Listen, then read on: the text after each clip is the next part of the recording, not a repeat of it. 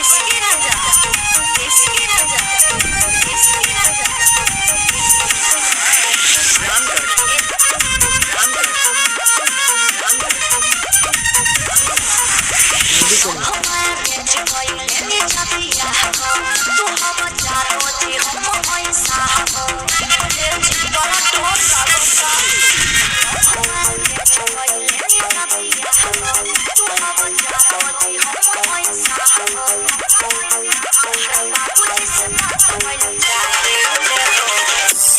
अपना बाबूजी से बात करी ना लगावता हाँ लगाई ना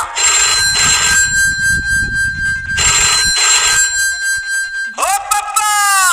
हम बियाह कई ले लियो का बियाह कई ले लिए हमरा ले बतैले तू बियाह कइला तार से बतैला नया बतैला त हम कह के बताई अरे बोकावा तो कुछ दहेजो मिल रही है रे दहेज नहीं जे घंटा लिहा आ ससुरा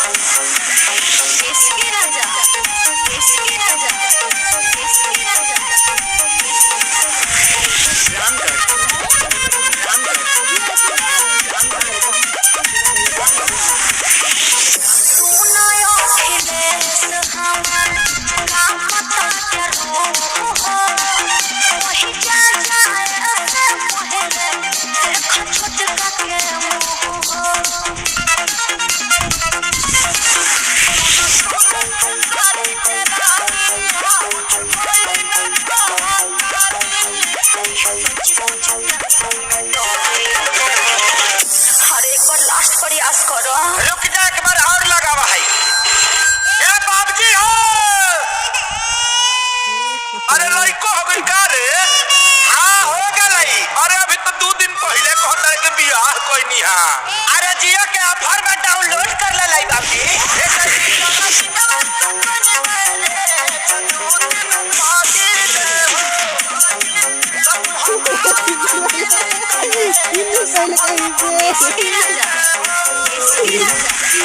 वार्निंग है घर मत लेके आना इसकी राजा